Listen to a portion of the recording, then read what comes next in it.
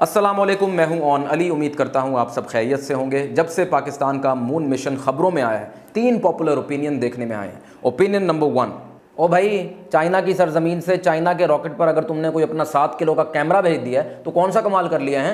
ये तो ऐसे ही है ना जैसे तुम्हारा कोई दोस्त दूसरे शहर जा रहा था, तुमने उससे कहा कि भाई ये थोड़ा सा सामान मेरा भी है, साथ लेते जाओ।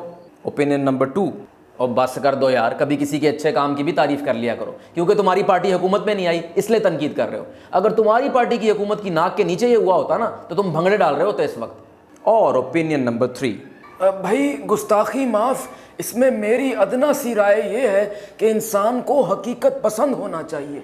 जिस चीज़ की जितनी तारीफ़ बनती है उतनी ही करनी चाहिए, और जिसकी जितनी तनकीद बनती है वो भी उतनी ही करनी चाहिए, ना कम ना ज़्यादा।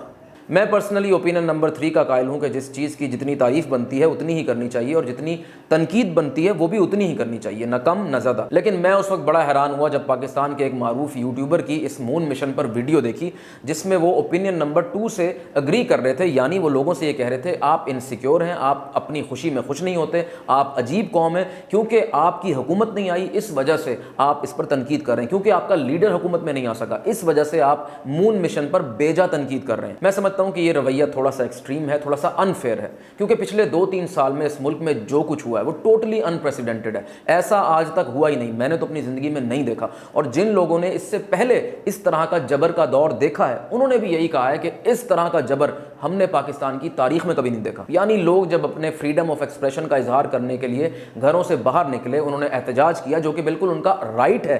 उन पर एक्सपायर्ड शेल्स फायर किए, वहां बच्चे थे, वहां औरतें थी, वहां बूढ़े थे। रातों को शरीफ लोगों के घरों की दीवारें फैलाकर, उनके दरवाजे तोड़कर उनके कमरों में घुसा गया, वहां चीजें तोड़ी गई, बच्चों को औरतों को जदोकोब किया गया। छोटे छोटे बच्चों के सामने उनके बाप से कहा गया कि अगर तुमने हमारी बात ना मानी तो हम तुम्हारी बीवी की नंगी वीडियोस बनाकर उसको लीक कर देंगे। और ऐसा हुआ भी, लोगों की वीडियोस लीक हुई, जजेस को धमकियां दी गई, लोगों पर स्ट्रेट फायरिंग की गई। इस लड़ाई में छोटे छोटे बच्चे और जवान अपनी जान से हाथ धो बैठे। लोगों को घरों से गिरफ्तार किया गया, उन्हें जेल में डाला गया, उनसे पैसे लेकर उनको वापस छोड़ा गया। छोड़ने के बाद उनके घरों पर दोबारा रेड की गई। ऐसे ऐसे घर जहां कोई मर्द बचा ही नहीं था, उन घरों के दरवाजे तोड़कर माओ और जवान बेटियों को जदोकोब किया गया, सहाफियों को अगवा किया गया, उन पर शदीद किस्म का टॉर्चर किया गया, लोगों के सेंसिटिव आज़ा पर करंट लगाया गया। इस दौरान आपने ये भी देखा कि महंगाई का क्या आलम था। पेट्रोल की प्राइसेस कहां पहुंच गई, सब्जियों फलों की प्राइसेस कहां पहुंच गई, डीजल कहां पहुंच गया, डॉलर कहां पहुंच गया, बेरोजगारी कहां तक पहुंच गई, आपके अस्पतालों में क्या हो रहा था, आपके थानों में क्या हो रहा था। लॉलेसनेस का यह आलम था कि खुली छूट दे दी गई कि जो जिसके घर में जब मर्जी घुस जाए, कोई फर्क नहीं पड़ता। लोगों को डराया गया, धमकाया गया, सोशल मीडिया को बैन कर दिया गया, अभी तक ट्विटर बंद है। और इस सब जुल्म सितम कर लेने के बाद जब अल्लाह अल्लाह करके इलेक्शंस करवाए गए और अवाम ने उसमें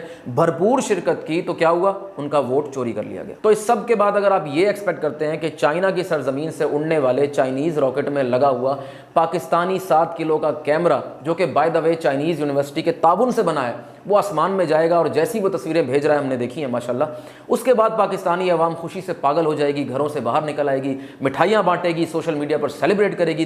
तो मेरे ख्याल से ऐसे शख्स ने कोई सस्ता नशा किया हुआ है, क्योंकि कुछ नशे ऐसे होते हैं जिनको करके आप खाम खा हंसना शुरू कर देते हैं। उस यूट्यूबर का बाय द वे, जिसकी मैं बड़ी इज्जत करता हूँ, मजीद ये कहना था कि भाई मैं भी ट्रोलिंग करता हूँ, लेकिन ट्रोलिंग करने का, मजाक करने का कोई मौका महल होता है। मेरा भी एग्जैक्टली यही पॉइंट है, सेलिब्रेट करने का भी कोई मौका महल होता है। जब आपके मुल्क के हालात ये हों कि रोज लाखों की तादाद में लोग सतह गुर्बत से नीचे गिर रहे हो, तो सेलिब्रेट करने का दिल किसका चाहेगा। एक और अफसोसनाक पॉइंट ये है कि ये यूट्यूबर पूरी दुनिया में फिरते हैं और हमें इनकी मेहरबानी है कि ये बताते हैं कि बाकी दुनिया में लोग किस तरह से रहते हैं, वहाँ डेमोक्रेसीज किस तरह से वर्क करती हैं, गवर्नमेंट्स किस तरह चलती हैं, लोग तरक्की किस तरह कर रहे हैं। लेकिन अफसोस होता है उस मुकाम पर जब ये कहते हैं कि चूंकि आपकी हुकूमत नहीं आई इसलिए आप तनकीद कर रहे हैं। यानी इनके नज़दीक मैंडेट चोरी होना कोई मसला ही नहीं है, रिगिंग करना कोई मसला ही नहीं है, अवाम के वोट पर डाका डालना कोई मसला ही नहीं है, कोई इशू ही नहीं है। अब बहुत से लोग ये भी सोच रहे होंगे कि भाई पाकिस्तान में तो पहले भी यही होता है, तो आप आज क्यों बोल रहे हैं। भाई आज मैं इसलिए बोल रहा हूँ क्योंकि आज मैं पॉलिटिकली ज़्यादा अवेयर हूँ,